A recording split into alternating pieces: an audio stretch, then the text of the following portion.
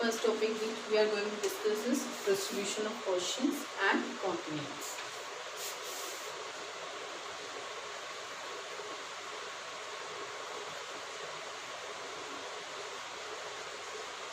Right? कभी आप लोगों ने सोचे कि ओशियन और कॉन्टिनेंट्स ऐसे क्यों हैं? ऐसे क्यों है हमारे ओशियन और कॉन्टिनेंट्स अलग अलग? कभी देखा आपने? जैसे मैप को एग्जामिन करो कि आपको कुछ लग नहीं रहा कि कुछ सिमिलैरिटीज है, कुछ पजल्स है, कुछ हो सकता है इसमें? मतलब कि ऐसे कॉन्टिनेंट्स की शेप्स ऐसी क्यों हैं, ऐसे वाटर की शेप क्यों है, कैसे है, क्या रीज़न है? कभी किसी ने सोचा है? इसके पीछे भी एक थ्योरी है कि ये अलग अलग क्यों है। आज फर्स्ट थ्योरी हम जो करने जा रहे हैं कॉन्टिनेंटल ड्रिफ्ट थ्योरी। इसमें क्या है कि एक भाई साहब थे एल्फ्रेड वेगनर।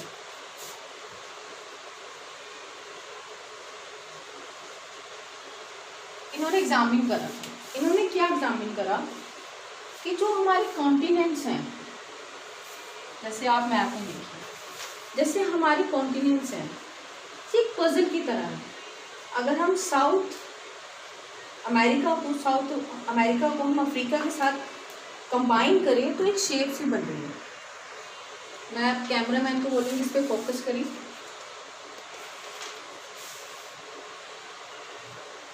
सब कॉन्टिनेंट्स एक दूसरे के साथ अगर हम इनको जोड़े तो सेम लगते हैं।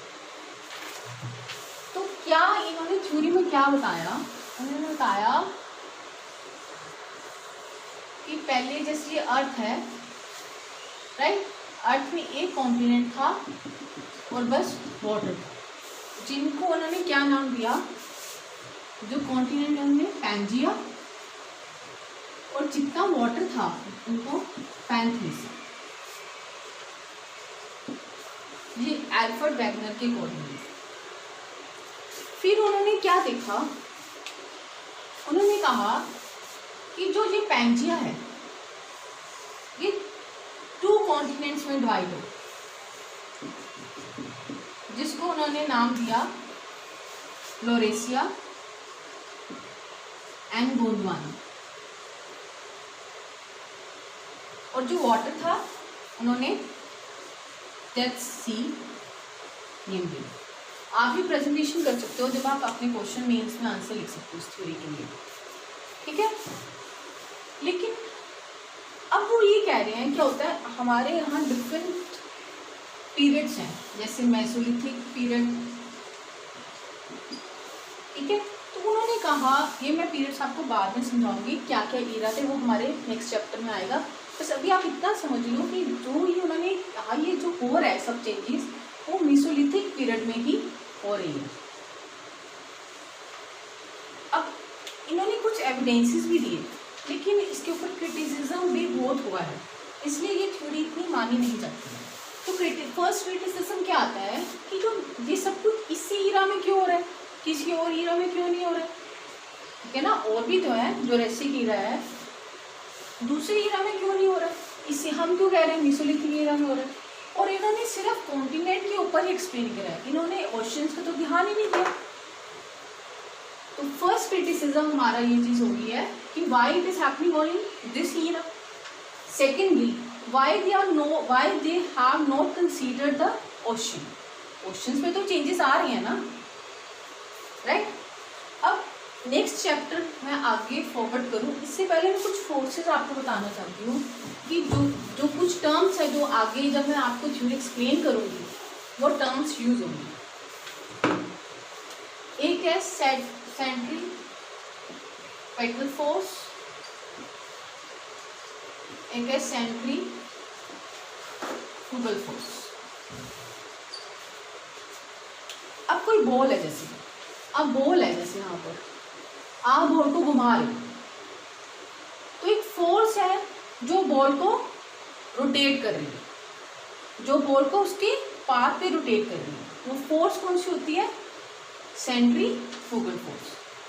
और जब जैसे ही आपका हाथ थोड़ा शेक करा वो बॉल अपने पाथ से अलग होगी, अंदर होगी या बाहर होगी, राइट। तो वो होती है सेंट्रीपिटल फोर्स। ठीक है, ये टर्म्स आपकी आगे हर एक चैप्टर में यूज होंगी, तो आपको इनके बारे में पता होगा। ठीक है, दो टर्म्स और हैं जो फोर्सेस यहाँ पर एक्सप्लेन, पोल फ्लिंग फोर्स और एक है टाइगर फोर्स। ये मैं आपको तब एक्सप्लेन करूंगी जब हम इसका यूसेज करेंगे। अभी आप बस इतना समझ लो, ये दो फोर्सेस हैं जो आपको जब हम आपको सोलर सिस्टम या यूनिवर्स के बारे में पढ़ेंगे तब भी आपको ये टर्म्स यूज होंगी, राइट। तो सबसे पहला जो इसने एविडेंस दिए, जो इसने अपनी थ्योरी के लिए, अल्फ्रेड वेगनर ने जो अपनी थ्योरी के लिए बताया, उसने बताया, अब मैप देखिए उसने क्या बताया। उसने बताया सबसे पहले कि जो कोस्ट लाइन्स हैं, जो साउथ अमेरिका की और जो साउथ अफ्रीका की कोस्ट लाइन्स हैं, अगर हम इनको इस पास लेकर आते हैं तो वो पजल की तरह ज्वाइन हो जाएंगे। तो वो कह रहे हैं कि पहले यहाँ कोई ओशन नहीं था, ये दोनों एक से एक थे, पर क्रिटिसिज्म देने वाले ने ये क्रिटिसाइज करा कि ऐसा भी तो है, कोस्ट लाइन तो टेम्परेरी भी हो सकती है, जरूरी तो नहीं है कोस्ट लाइन कभी चेंज नहीं हुई। तो ये तो कोई उन्होंने कहा एविडेंस नहीं हुआ। ठीक है, नेक्स्ट उसने ये चीज़ बताई कि माउंटेन्स है यहाँ पर, कुछ उसने यूरोप की, कुछ उसने यूएसए की माउंटेन्स बताई, उसको उसने शो करा कि वो एक ही सेम लाइन में थी, वही चीज़ हुई, तो ये शेप चेंज होती है, वो भी क्रिटिसाइज चीज़ हो गई थी।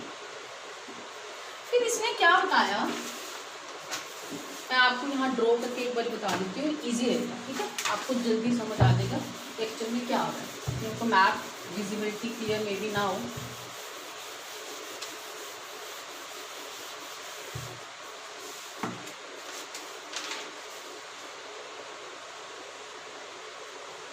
please understand my drawing is so not good that much.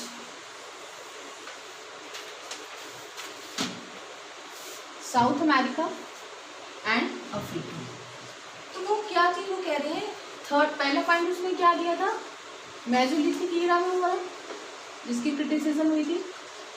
Second point उसने क्या दिया था कि कोस्ट लाइन्स सेम है, ये भी क्रिटिसाइज हो गया था।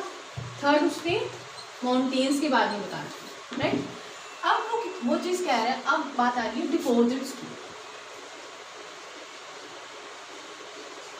तो डिपॉजिट्स में क्या था, जो गोल्ड की डिपॉजिट्स मिली हैं वो हमें यहाँ मिली है, लेकिन वो रॉक्स हमें यहाँ मिली है।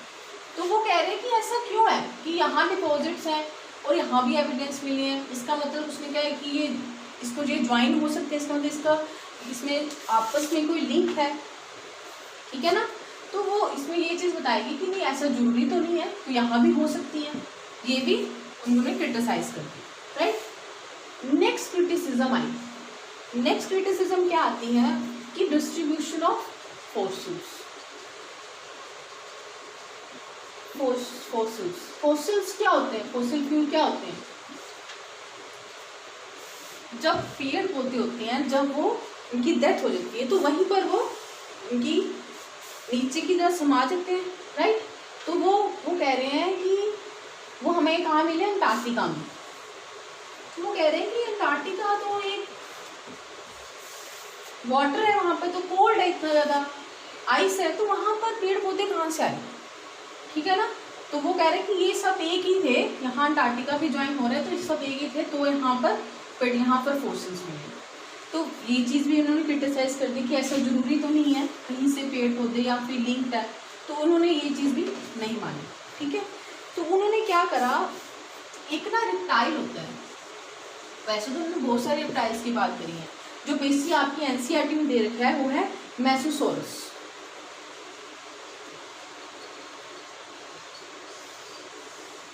मेसोसोरस वो कह रहे हैं कि यहाँ भी मिला है और यहाँ भी मिला है, तो उसने बोला है कि ये यहाँ भी मिला है, यहाँ भी मिला, तो इसमें पक्का कोई लिंक है, ठीक है। तो ये चीज़ भी क्रिटिसाइज कर देगी कि नहीं ऐसा कोई ज़रूरी नहीं है, रेप्टाइल्स तो कहीं भी मिल सकते हैं, राइट। नेक्स्ट पॉइंट इन्होंने लिया रॉक्स का। जो रॉक्स यहाँ मिली हैं वही रॉक्स यहाँ पाई गई, राइट।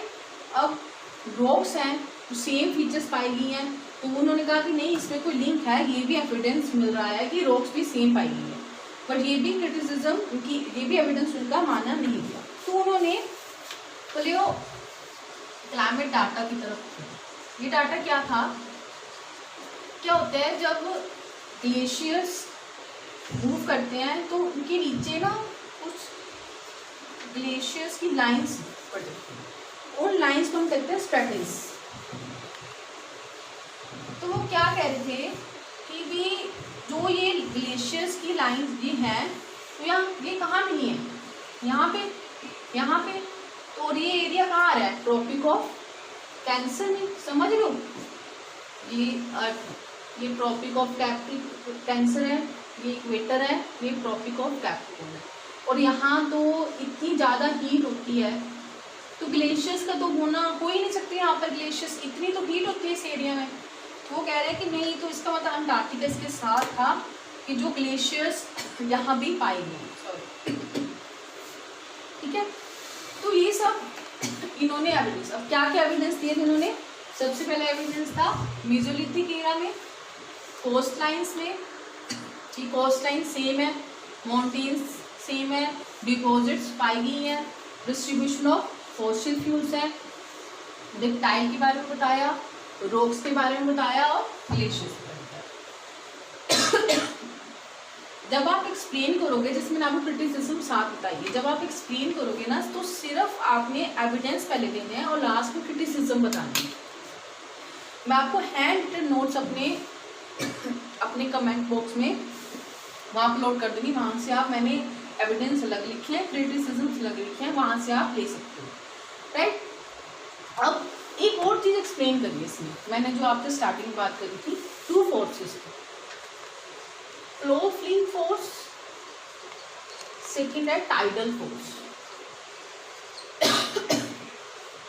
टाइडल फोर्स क्या होता है, ये सन है, ये अर्थ है, ये मून है। टाइडल फोर्स होती है जो सन का ग्रेविटेशनल फोर्स जो अर्थ को अपनी तरफ पुल कर रहा है, और जो मून का ग्रेविटेशनल फोर्स जो अपनी तरफ अर्थ को खींच रहा है, उस फोर्सेस को कहते हैं टाइडल फोर्स। और इन भाई साहब का कहना था कि ये जो टाइडल फोर्स है, इसके अकॉर्डिंगली ये कॉन्टिनेंट्स डिवाइड होंगे, बट ये जरूरी तो नहीं है, इतनी मैग्नीट्यूड, इतना कहाँ सा इस फोर्स का, ऐसे तो अभी अलग हो जाते कॉन्टिनेंट्स, अभी तो कोई अलग नहीं हो रहे हैं। हाँ, ये जरूर इन्होंने ये भी बोला कि अब भी मूव कर रहे हैं, पर इतना ज़्यादा तो नहीं कि अभी कॉन्टिनेंट्स तो अभी मूव करना चाहिए, अगर फोर्स तो अभी वही है जो पहले थी, तो ये भी इनकी रिजेक्ट होगी। अब ये पोल फ्लिंग फोर्स, पोल फ्लिंग फोर्स में ये चीज ध्यान से समझो, क्या है ये फोर्स।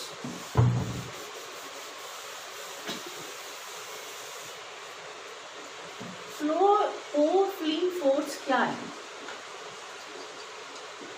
वो बता रहे हैं कि जैसे ये साउथ पोल है, तो यहाँ पर था पेंजिया, जो सबसे पहले आपको पेंजिया पैंथलिसा बताया था ना, तो पेंजिया यहाँ था। तो उन्होंने कहा पोल फ्लिंग फोर्स आई कोई, तो उसने पेंजिया को अलग कर दिया और डिफरेंट कॉन्टिनेंट्स में डिवाइड कर दिया। ऐसा पॉसिबल नहीं है, क्योंकि अब भी साउथ पोल है, नॉर्थ पोल है, पर अब तो ऐसी कोई फोर्स नहीं लग रही है, तो उनकी ये थ्योरी पूरी तरह से रिजेक्ट होगी, ठीक है। इन्होंने ये थ्योरी दी थी 1912 में, पर ये थ्योरी रिजेक्ट हो गई। जो नेक्स्ट थ्योरी अब हम करेंगे ना, उस थ्योरी को फिर एक्सेप्टेंस मिली है, बस इस थ्योरी, ये थ्योरी सिर्फ आपकी हेल्प करेगी जब आप मेंस में थ्योरीज आ जाएंगी उसमें करने के लिए। मैं एक बार आपको दोबारा से रिवाइज करा देती हूँ ताकि आपके माइंड में बढ़े। तो क्या बोला एल्फ्रेड ने ये बोला कि पहले एक कॉन्टिनेंट था पेंजिया, जिसका नेम दिया उसने, फिर एक पैंथलिसा था, और साइड में ओशन था, राइट। फिर उसने बोला कि कॉन्टिनेंट्स 2 में डिवाइड हो गए, यूरेशिया, लोरेशिया और गोंडवाना के नेम से उसने बताया। उसने बोला इसके आई पे डेथ सी, जैसे जैसे टाइम चेंज हुआ तो कॉन्टिनेंट्स ऐसे से डिवाइड होते हैं, और उसने 2 फोर्सेस एक्सप्लेन किए। उसने अपने एविडेंस में क्या बताया था, पहले उसने बताया था जो कोस्ट लाइन्स हैं वो मैच ज्वाइन हो रही हैं, राइट। फिर उसने बताया था ईरा एक्सप्लेन करा था, फिर उसने माउंटेन्स के बारे में बताया था, वो भी सेम लग रही थी। फिर उसने कुछ डिपॉजिट्स के बारे में बात करी थी, राइट। और उसके बाद उसने बताया था कि फॉसिल फ्यूल्स भी मिले हैं, जो कि अंटार्कटिका में मिले हैं, जो नहीं मिलने चाहिए थे। मिलने कहाँ चाहिए थे फॉसिल फ्यूल्स? जहाँ ट्रीज हैं, जहाँ हीट है, जहाँ होते हैं, पर वो हमें मिले कहाँ? अंटार्कटिका में, जहाँ एक ग्लेशियर्स है, ठीक है। तो ये सब इसने डिस्ट्रीब्यूशन जो ओशन की फर्स्ट थ्योरी है, कॉन्टिनेंटल ड्रिफ्ट थ्योरी, जो आज हमने करी है, right. Next theory sea floor theory, sea floor spreading theory, और नेक्स्ट थ्योरी हम नेक्स्ट लेक्चर में करेंगे। Thank you.